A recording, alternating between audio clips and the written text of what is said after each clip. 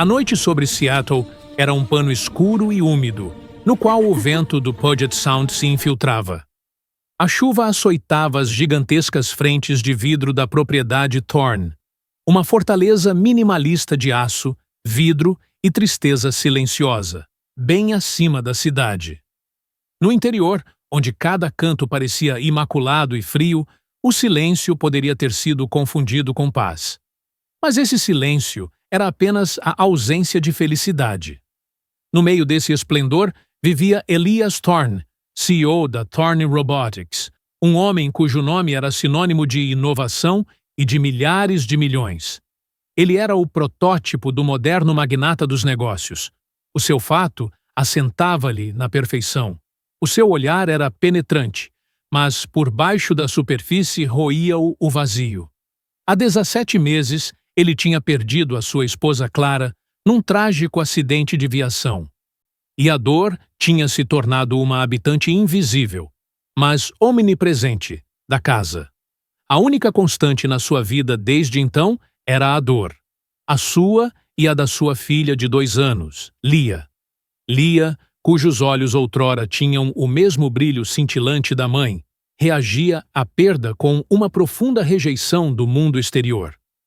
Ela não chorava apenas, ela lutava. A sua válvula específica para a dor era cuspir inexplicavelmente, mas com persistência, em qualquer adulto que tentasse aproximar-se dela. Dezenas de amas, as profissionais mais caras, tinham vindo e fugido nos últimos meses. A notícia do monstro do cuspe, na casa Thorne, tinha se tornado uma piada macabra nos círculos do pessoal em Seattle. Um grito estridente e zangado quebrou a calma tensa naquela noite nebulosa de novembro.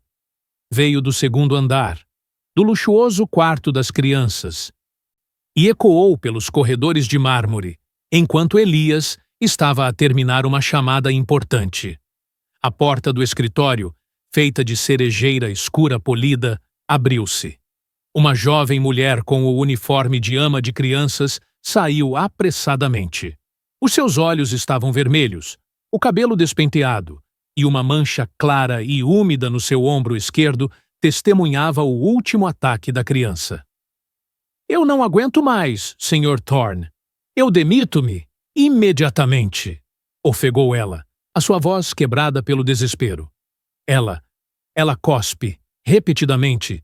"Isto já não é uma criança, é..." Ela engoliu a palavra e apressou-se para o elevador, sem prestar atenção ao rosto rígido e inexpressivo de Elias. No rés do chão, onde a iluminação indireta realçava os pisos brilhantes, Lena Vogel, com as suas roupas simples de limpeza, parou. Ela era nova na equipa de limpeza. Uma talentosa estudante de arquitetura na Universidade de Washington, que trabalhava à noite para pagar as imensas contas médicas da sua avó Rosa, que sofria de diabetes grave relacionada com a idade. Lena agarrou firmemente o cabo da sua esfregona e observou a fuga em pânico da ama de crianças. Ela ouviu um profundo suspiro vindo do interior do escritório. "A próxima foi-se", disse Jarvis, o mordomo, cuja postura era tão inabalável quanto um pilar de pedra. Ele era o único que suportava estes dramas diários com profissional serenidade. Elias Thorne saiu da sombra da escada. Ele segurava Lia, cujo pequeno rosto estava vermelho e úmido de lágrimas e raiva. A criança choramingava e tentava libertar-se do pai. O olhar de Elias era o de um homem que não dormia decentemente há meses. A escuridão sob os seus olhos era mais profunda do que a sombra que ele projetava. "Ninguém a aguenta", murmurou Elias, a sua voz rouca de exaustão. "Nem eu." Lena viu isso. Ela não via o magnata dos negócios, cuja fortuna moldava a linha do horizonte da cidade. Ela via um pai, que estava no limite das suas forças. Era uma visão que tocava uma corda dentro dela que ela conhecia demasiado bem. A visão do desamparo. Ela tinha perdido seus pais cedo e assumido a responsabilidade pela sua avó. Ela sabia o que era lutar sozinha. Naquela noite, quando Lena saía da propriedade, Viu Elias sentado no seu carro preto, a olhar para a chuva. No banco de trás, Lia ainda choramingava baixinho. Por um breve momento, o homem rico não era o símbolo do sucesso, mas apenas um ser humano quebrado pela vida. Agarrado à única coisa que lhe restava, a sua filha. Na manhã seguinte, o telemóvel velho e riscado de Lena tocou. Era Jarvis. Menina Vogel, precisamos urgentemente de uma empregada de limpeza na residência privada do Sr. Thorne. A partir de hoje, o pagamento será duplicado. Lena hesitou apenas por um bater de coração. O dinheiro para os medicamentos especiais da sua avó estava quase esgotado e as propinas da universidade estavam a chegar. A propriedade Thorne, um lugar que ninguém do seu mundo jamais entrava, era a sua única chance. Eu aceito, disse ela rapidamente. A avó Rosa precisava de medicamentos e Lena precisava de esperança. A propriedade erguia-se acima da baía, paredes brancas, telhas cinzentas e uma piscina espelhada que refletia o céu nebuloso. Tudo brilhava de riqueza e, no entanto, sentia-se frio. Lena disse a si mesma: apenas trabalha em silêncio. Não chames a atenção. A senhora Mallory, a governanta mais velha, abriu a porta com um olhar severo. Você é a nova. O Sr. Thorne não gosta de barulho. Mantenha-se discreta. Lena acenou com a cabeça e começou a limpar o vasto hall com o chão de mármore. Sobre a lareira pendia uma fotografia de família. Elias, uma radiante Clara com cabelo loiro e um bebê a rir. Por baixo estava gravado em prata: Clara e Lia, para sempre no meu coração. Lena limpou cuidadosamente o pó leve do quadro. Uma sensação inexplicável e gélida apoderou-se dela. Depois veio o grito. Novamente o grito de Lia, desta vez agudo, desesperado e ecoando pelo enorme vazio da propriedade. Lena olhou para cima, para a escadaria curva de mármore. Ela sabia que lá em cima um homem lutava com a sua dor e uma criança esperava ser segurada.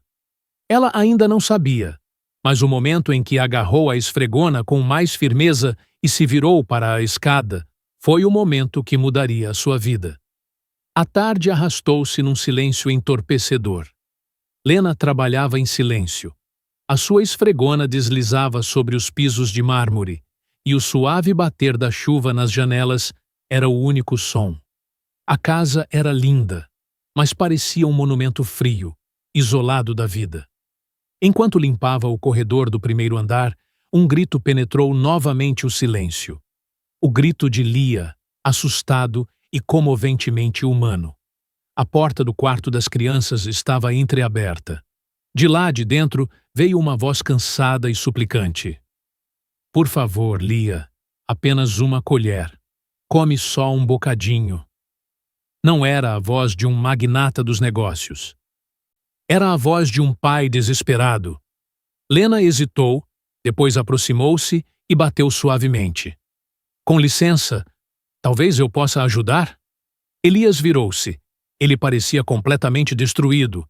Olheiras profundas, o cabelo despenteado. Ele segurava Lia, que se debatia e chorava, o seu pequeno rosto vermelho e inchado. Quem é você? Perguntou ele bruscamente. Eu sou a empregada de limpeza, senhor. Então mantenha distância. Ela não deixa ninguém aproximar-se. Ninguém. Mas Lia parou de repente de gritar. Os seus olhos cheios de lágrimas fixaram-se em Lena, seguindo cada movimento seu. Lena sorriu gentilmente. A sua voz era instintivamente suave e calorosa. Olá, Lia, certo? A criança calou-se. Depois, levantou as suas mãozinhas para ela, um desejo mudo de ser segurada. Elias ficou imóvel. Isso é impossível. Lena avançou lentamente. Ela pegou Lia nos seus braços, segurando-a firmemente contra si. O ar na sala parecia congelar. A criança suspirou, enterrou o rosto no ombro dela e, milagrosamente, o que deixou Elias estupefato, adormeceu. Por um longo momento, Elias ficou sem palavras. Durante 6 meses, ninguém, nem mesmo terapeutas infantis caros, tinha conseguido acalmar Lia. A sua voz quebrou-se baixinho. Você acabou de conseguir algo que mais ninguém conseguiu. Lena olhou para a criança a dormir e sussurrou. Talvez ela só precisasse de ser segurada. Um silêncio pacífico encheu a sala. Lá fora, a chuva tinha parado. Uma luz dourada e suave entrava pela janela, iluminando o rosto pacífico de Lia. Elias observava-a, o seu coração inesperadamente mais leve. Pela primeira vez em meses, a casa não parecia fria. Qual é o seu nome? Perguntou ele. Lena Vogel. Senhor, já trabalhou como ama de crianças? Não, senhor. Apenas cuidei da minha avó. Ele olhou para Lia, depois para ela. Se eu lhe pedisse para ser a ama de crianças a tempo inteiro de Lia, o que diria? Lena piscou, incrédula. Eu? Mas eu não sou qualificada. Eu não preciso de qualificação, disse Elias. Eu preciso de alguém em quem a minha filha confie. E eu preciso de paz nesta casa. Eu vejo que ela confia em você. Por um momento, Lena ficou sem fôlego. Ela pensou nas contas médicas não pagas, no sorriso frágil da sua avó. Mas, acima de tudo, pensou em como era natural segurar esta menina, como se o destino a tivesse levado até ali. Se o Senhor realmente confia em mim, Senhor, disse ela firmemente, eu farei isso. Elias acenou com a cabeça, o alívio suavizando as suas feições. 5.000 por mês, você mora aqui. A senhora Dr. Mallory irá instruí-la. Lena curvou-se ligeiramente. Obrigada, senhor. Quando ele saiu da sala, ela sentou-se numa cadeira e olhou para a criança a dormir nos seus braços. Uma única lágrima escorreu pela sua bochecha, não de tristeza, mas da silenciosa percepção de que a sua vida tinha acabado de mudar para sempre. O primeiro dia de Lena, como ama de crianças a tempo inteiro, começou com o riso de Lia ao amanhecer. Um som que ela nunca teria pensado ser possível, naquela casa que outrora só conhecia o eco de passos adultos. A senhora Mallory ainda a olhava com ceticismo. Não percebo por que o Sr. Thorne a escolheu. Todos tentaram e todos falharam. Lena sorriu gentilmente. Talvez eu apenas tenha tido sorte. Ela passou a manhã a brincar com Lia. A menina ria, agarrava os seus dedos e apontava curiosamente para tudo. Lena percebeu que por trás do chamado comportamento difícil de Lia estava simplesmente uma criança que ansiava por afeto e expressava a sua dor da única maneira que sabia, com rejeição e defesa. Lena começou a confrontar a atitude defensiva de Lia com um jogo. Quando Lia tentava cuspir nela, Lena fingia apanhar uma pequena criatura aquática invisível e colocá-la de volta no lavatório. Lia ria, confusa e fascinada por esta reação inesperada. A rejeição deu lugar à curiosidade. Durante o almoço, enquanto ela dava de comer a Lia, Elias entrou. Ele ficou imóvel. A criança que costumava atirar pratos pela sala comia pacificamente e concentrada. Eu não consigo acreditar, murmurou ele, quase a rir, pela primeira vez em meses. A tensão aliviou-se brevemente dos seus ombros. Naquela noite, enquanto colocava Lia na cama, Lena cantarolou uma canção de embalar. Não era espanhola, mas sim uma velha canção alemã que ela conhecia da sua própria avó. Guten Abend, gute Nacht, mit Rosen bedacht. A sua voz era suave como um sopro. As pálpebras de Lia tremeram e ela adormeceu. Elias estava do lado de fora da porta, ouvindo em silêncio. Pela primeira vez, o vazio dentro dele sentiu-se menos pesado, preenchido com algo simples e caloroso, a sensação de segurança e de lar. Os dias passaram e a propriedade Thorne começou a mudar. O riso de Lia ecoava pelos corredores. A senhora Mallory e o cozinheiro sorriam agora amigavelmente para Lena. À tarde, eles brincavam no jardim. Lia deu os seus primeiros passos vacilantes sem apoio, caía e depois ria. Elias, que se desligou excepcionalmente da sua vida profissional, observava da varanda. A sua expressão suavizava-se. As sombras sob os seus olhos diminuíam. Uma noite, durante o jantar, ele disse baixinho: "Eu não me lembro da última vez que Lia riu tão despreocupadamente. Talvez antes da morte de Clara." Lena respondeu gentilmente: "O riso das crianças nunca desaparece, Sr. Thorne. Apenas espera que alguém lhe dê uma razão para voltar." As suas palavras pairaram no ar. Elias não disse nada, mas os seus olhos brilharam ligeiramente, como se estivesse a ter esperança novamente pela primeira vez em muito tempo. Tarde da noite, Lena ligou para a sua avó Rosa por vídeo. A velha tossiu, mas sorriu calorosamente. "Você está diferente, Bela", disse ela, usando o nome carinhoso de Lena. Há luz novamente nos seus olhos. Você não vê mais apenas as fachadas dos edifícios. Você vê a vida. Lena sorriu de volta. "Eu acho que este lugar está a ensinar-me algo, vó. Talvez como amar novamente, não apenas como cuidar." Antes de ir para a cama, Lena viu Lia a dormir pacificamente no berço, a sua mãozinha agarrada ao dedo dela. Ela sussurrou: "A partir de agora, eu estarei bem aqui, minha pequena."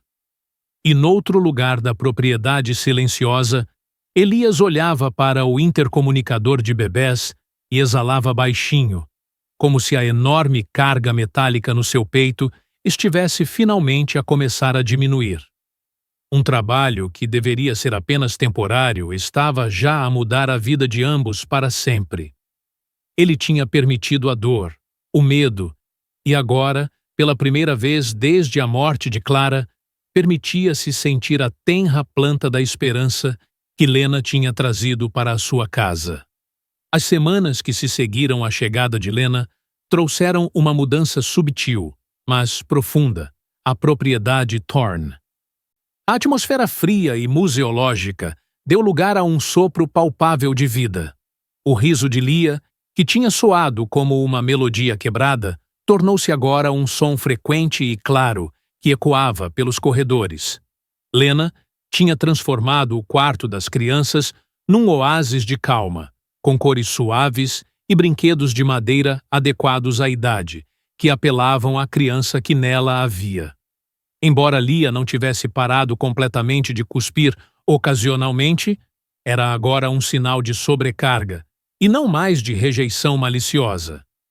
Lena confrontava esses momentos com uma mistura de distração suave e limites firmes, mas amorosos, o que impressionava profundamente Elias. Elias próprio começou a mudar os seus hábitos. Ele já não aparecia apenas ao amanhecer para beber rapidamente um expresso e depois fugir para o escritório. Ele dedicava tempo.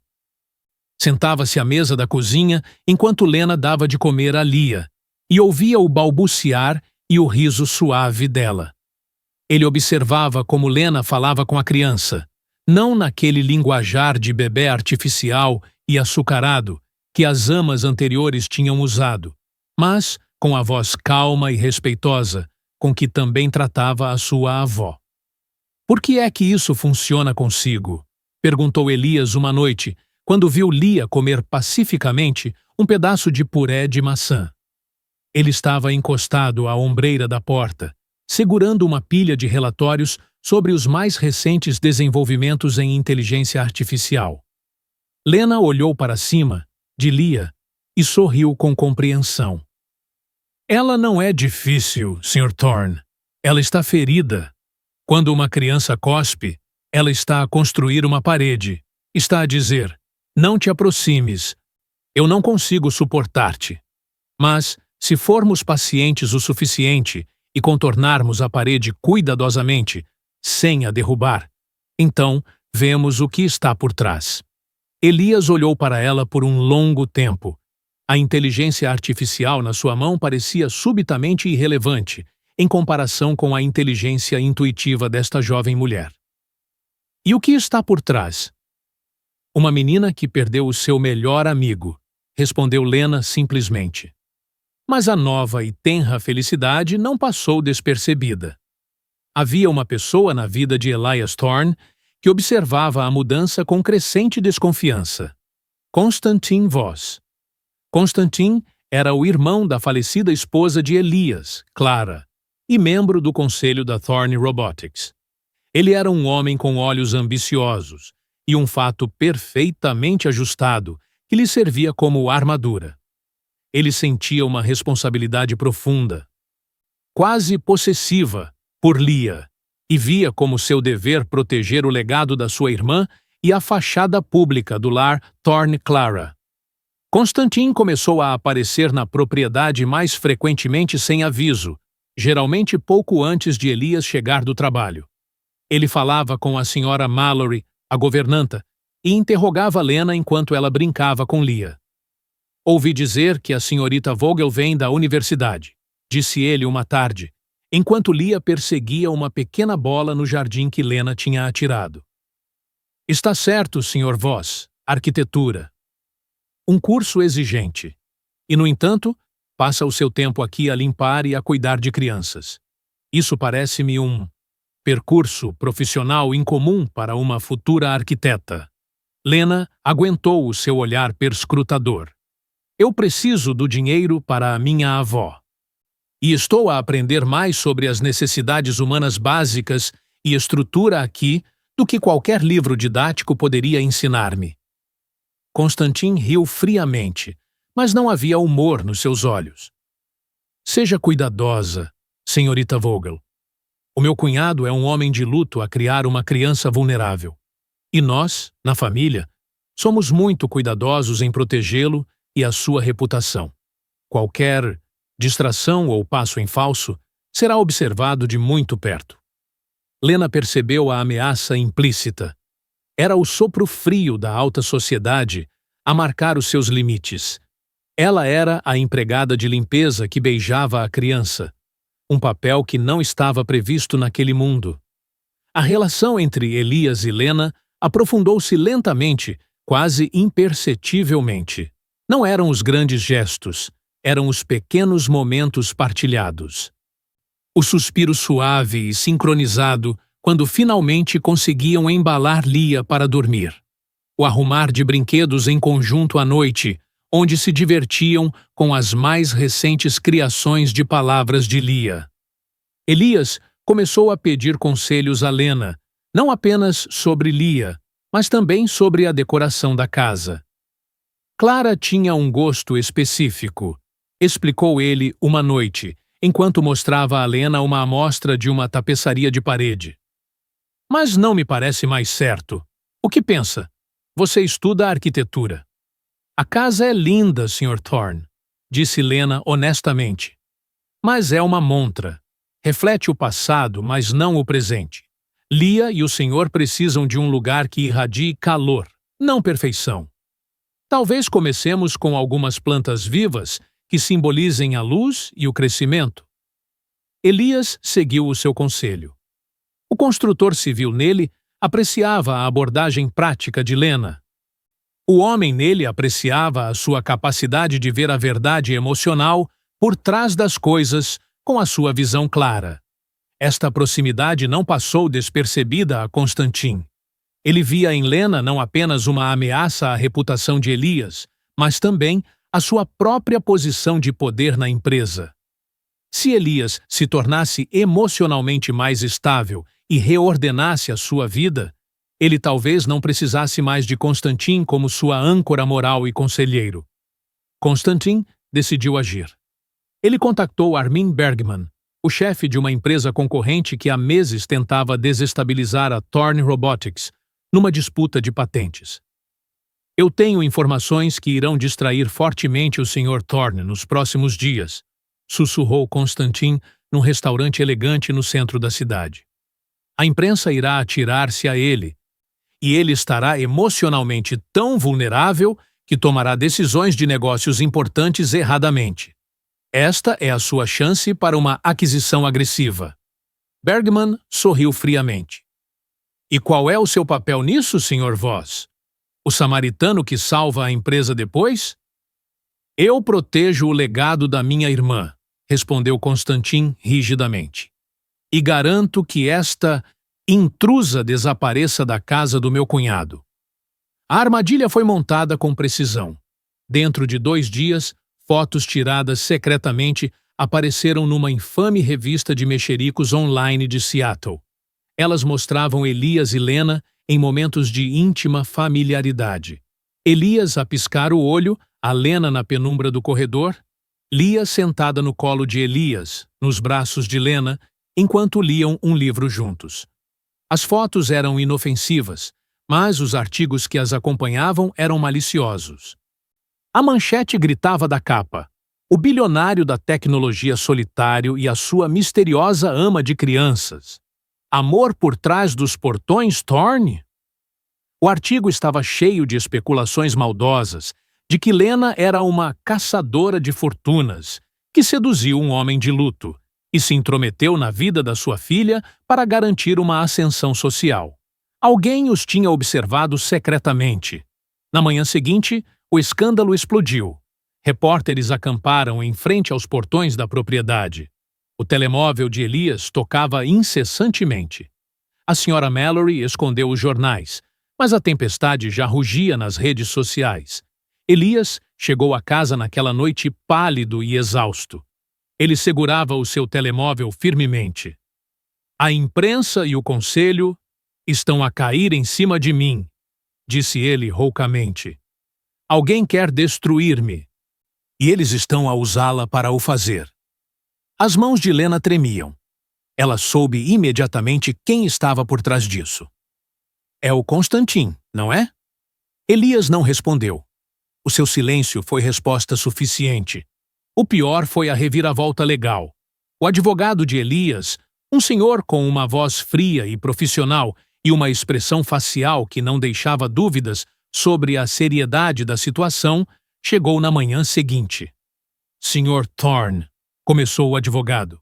O Tribunal de Família decidiu reabrir o caso da custódia de Lia. A representação pública desta relação imprópria irá prejudicar maciçamente as nossas chances. Temos de tomar medidas imediatas. Elias olhou para o advogado, os seus olhos cheios de dor e conflito interno. Sr. Thorne, a melhor maneira de atenuar isto é terminar qualquer contato entre o senhor e a senhorita Vogel. Imediatamente. Temos de mostrar aos meios de comunicação que esta relação terminou e nunca foi além de uma relação de emprego. Lena virou-se para Elias. Ela procurou nos seus olhos por resistência, por uma faísca de desafio que lhe diria que ele lutaria por ela. Mas ela viu apenas angústia e conflito. Você não acredita em mim? Perguntou Lena. A sua voz quebrou. Elias apertou os punhos, incapaz de a encarar nos olhos. Lena, eu acredito. Mas eu não posso arriscar perder a minha filha. Eu não posso perder Lia. As palavras atingiram-na como facadas. Ela virou-se, lágrimas escorrendo pelo seu rosto. Ela sabia que ele não estava errado, e isso tornava a dor ainda mais insuportável. Ela era quem tinha trazido a estabilidade, e agora tornava-se na maior ameaça à sua estabilidade. Ainda naquela noite, Lena arrumou as suas coisas em silêncio. A senhora Mallory, a governanta, chorou baixinho e abraçou Lena com força. Lia cambaleava por perto, confusa, sentindo que algo estava errado. Quando Lena pegou a criança nos seus braços, a sua voz quebrou. Eu tenho de ir, minha pequena, mas eu amar-te-ei sempre. Entendeste? Lia gritou, agarrou-se ao pescoço dela e recusou-se a largar. A menina, que tinha afastado o mundo com cuspes, agora implorava por apoio com todo o seu corpo. Elias estava na porta, os olhos vermelhos. Eu lamento, sussurrou ele. Lena beijou a testa de Lia e olhou para Elias. Não precisa de lamentar. Apenas cuide bem dela. Isso é tudo o que eu sempre quis. Ela colocou Lia suavemente nos braços de Elias, virou-se e saiu. Os pesados portões de ferro abriram-se para ela. O vento cortava o seu cabelo como estilhaços de vidro. Atrás dela, o grito de Lia. Mamã! Mamã! Rasgou o silêncio da noite, uma dor tão crua que poderia ter quebrado o céu. Lena continuou a andar, o seu coração mais pesado a cada passo, deixando para trás o único lugar que alguma vez se tinha sentido como um lar. Naquela noite, Elias estava sozinho no quarto de Lia, a olhar para o berço vazio. As paredes pareciam mais escuras, o ar mais frio. Ele ligou o velho intercomunicador de bebés que ela tinha deixado no quarto de Lena. Do pequeno altifalante veio o suave eco da voz de Lena a cantarolar a canção de embalar alemã. Guten Abend, gute Nacht. A sua voz desvaneceu-se lentamente e mergulhou no silêncio. E naquele momento, Elias compreendeu. O que ele tinha perdido não era apenas a sua reputação ou uma potencial parceira. Era a única mulher que tinha trazido o seu coração de volta à vida. O alicerce que eles tinham construído juntos para Lia estava a desmoronar sob os seus pés, e ele tinha permitido isso por medo. Tinha passado uma semana desde que Lena tinha deixado a propriedade Thorne. Lá fora, os meios de comunicação ainda fervilhavam com escândalos. Mas dentro da enorme casa havia apenas silêncio, um vazio oco que ecoava todos os sons. Lia recusava-se a comer, recusava-se a dormir.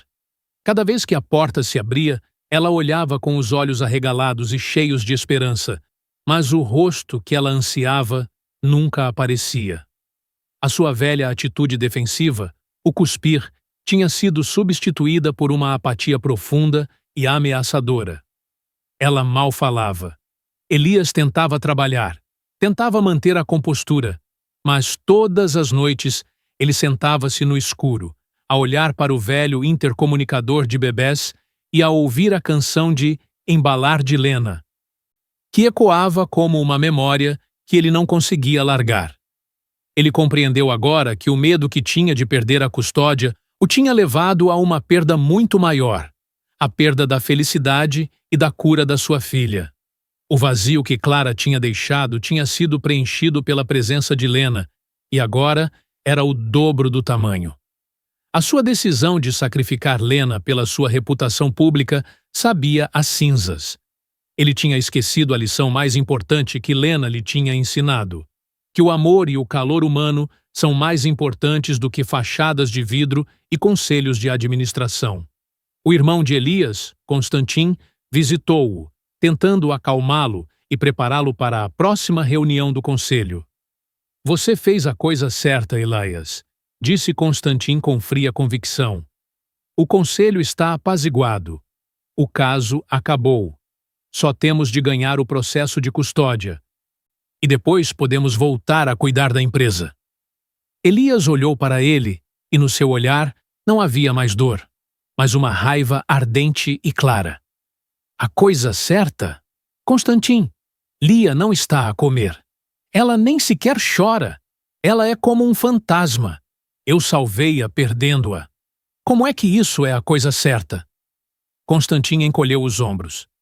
Nós contrataremos outra ama de crianças, uma mais qualificada. Isso resolve-se. Mas Elias sabia que não se resolveria.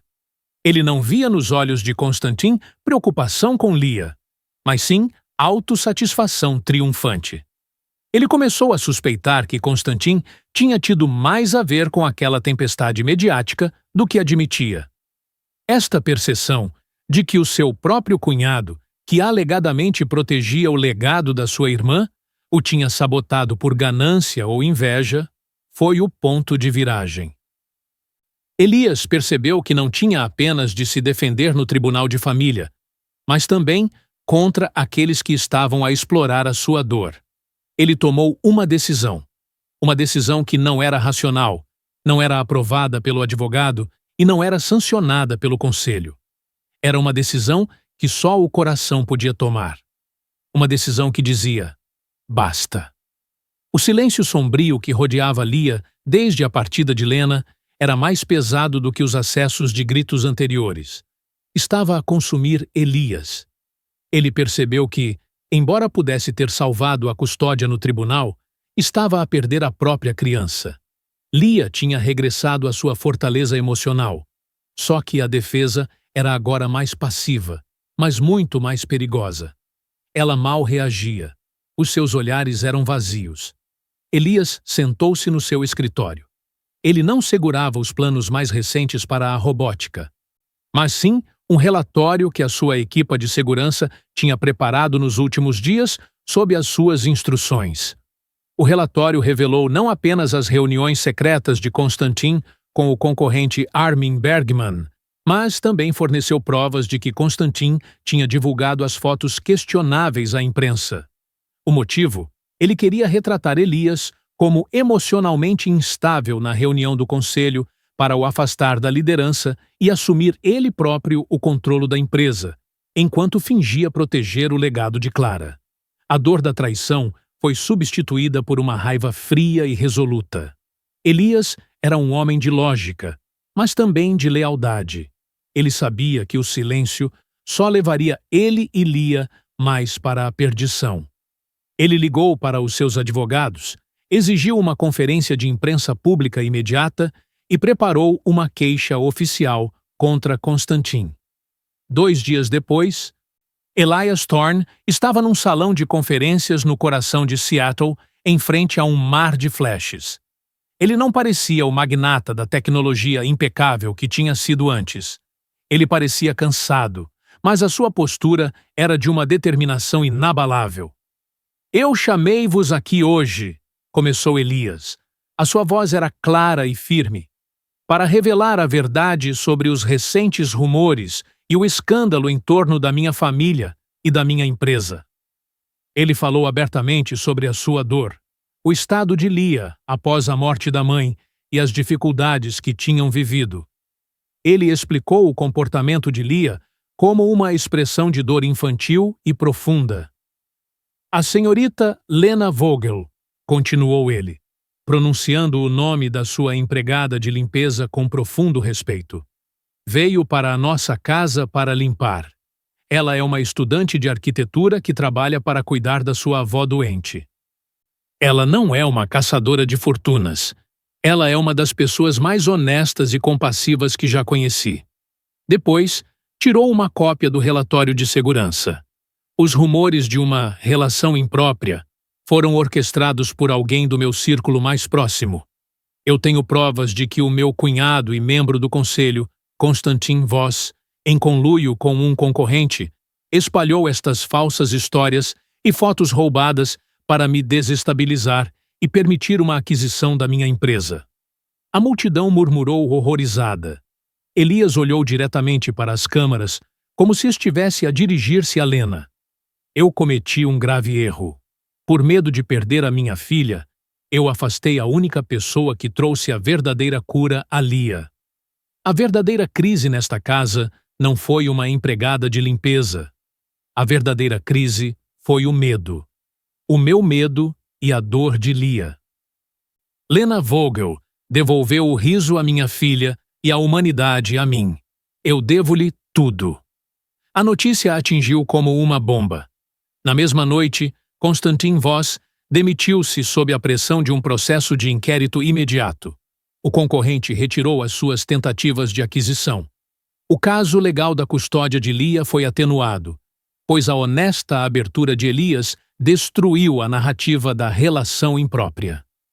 No final da tarde, Elias dirigiu-se a Oakland, onde Lena morava num prédio de apartamentos mais antigo na periferia da cidade.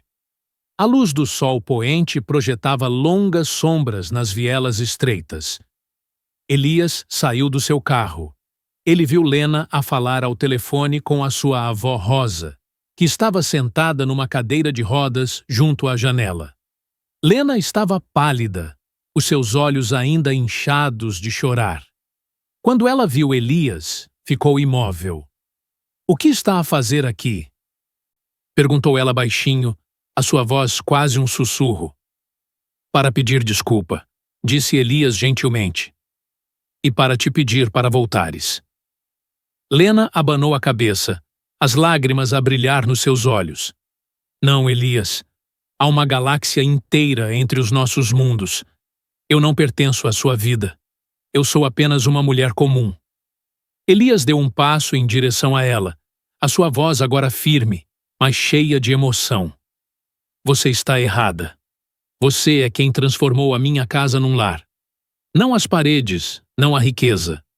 Você ajudou Lia e a mim a não ignorar a dor, mas a aceitá-la e a lidar com ela. Isso é a coisa mais extraordinária que eu já experimentei. Lena baixou o olhar e sussurrou. Você tem a certeza? Eu sou apenas eu. Ele estendeu a mão e pegou na dela. A força da sua mão era a única coisa que a segurava naquele momento. Elias ajoelhou-se à frente dela e abriu uma pequena caixa de veludo. Dentro estava um anel simples, mas elegante. Eu não quero que você seja a ama de crianças de Lia, disse ele, a sua voz agora a tremer pela primeira vez. Eu quero que você se torne a minha esposa e a mãe dela. Eu quero que você nos ensine a viver corretamente, a ambos. Lena desatou a chorar e caiu nos braços dele. A dor, a solidão, o mal-entendido, tudo se dissolveu naquele abraço. Acima deles, o céu da noite brilhava em ouro e púrpura. Parecia que o destino os tinha finalmente levado para casa, para um amor que já não era sobre sacrifício, mas sobre coragem e perdão. Um mês após a conferência de imprensa, o céu sobre Seattle brilhava mais. Os meios de comunicação tinham acalmado. Elias e Lena decidiram ter um casamento pequeno e íntimo. Nada de extravagante. Apenas sincero, e no círculo daqueles que realmente importavam. O jardim atrás da propriedade Thorne florescia sob o sol dourado da tarde. Rosas brancas alinhavam-se no caminho. Música suave tocava em segundo plano, e o perfume de flores frescas enchia o ar. A governanta Sra. Mallory sorria calorosamente, enquanto o cozinheiro, que tinha sido amigável com Lena, apressava-se em volta das mesas, preparando o buffet. A pequena Lia corria alegremente entre os arbustos de rosas, agora completamente despreocupada novamente. Lena apareceu num vestido simples e branco, o seu véu esvoaçando suavemente ao vento. Enquanto ela descia os degraus, todos olhavam para ela, incluindo Elias. Ele não conseguia mexer-se, não conseguia desviar o olhar. Para ele, naquele momento, só existia ela. A avó Rosa estava sentada na sua cadeira de rodas na primeira fila, segurando um pequeno ramo de miosotes. A minha pequena Bela finalmente encontrou a sua felicidade, sussurrou ela. Quando o oficial do registro perguntou, você promete amá-la e honrá-la pelo resto da sua vida? Elias segurou a mão de Lena com firmeza. Os seus olhos brilhavam. Eu prometo, de todo o coração. E quando foi a vez de Lena, a sua voz tremeu suavemente, mas firme. Eu prometo, hoje e todos os dias depois disso. Aplausos encheram o jardim. Lia, num pequeno fato, correu para a frente gritando, Mamã! Papá! A sua inocência fez todos rir. Elias levantou-a, beijou a testa dela, e Lena limpou as lágrimas com um sorriso radiante. 3 anos depois, a propriedade Thorne já não era um lugar de luto. Era um lar cheio de riso. A luz da manhã filtrava pelas amplas janelas, projetando listras douradas no chão de madeira polida. Na cozinha, Elias tentava virar uma panqueca e falhava miseravelmente como de costume. Uma fina nuvem de fumo subiu, fazendo Lena rir por trás do balcão. Você queimou-a de novo? Disse ela, estendendo-lhe um pano. Ele encolheu os ombros a rir. Eu chamo a isso a minha criação de assinatura. À mesa, Lia tentava ajudar o seu irmãozinho, Léo, o pequeno leão, com o pequeno almoço. Ela dava-lhe fatias de morango e ele respondia com um riso claro e borbulhante. O som enchia a casa. Depois do pequeno almoço, Lena levou Lia para o jardim de infância. A menina segurava a sua mão com firmeza e cantava no caminho. No portão da escola, ela virou-se e acenou. Adeus, mamã. De volta à casa. Lena arrumou e depois sentou-se à janela para escrever no seu pequeno bloco de notas. Pequenas histórias de esperança, inspiradas na sua própria vida. Elias regressou mais cedo do escritório e encontrou-a lá, imersa nos seus pensamentos. "Você está a escrever de novo?" perguntou ele, encostado à ombreira da porta. Ela sorriu, sem levantar o olhar. "Sim. Talvez eu as publique um dia. São histórias sobre segundas chances."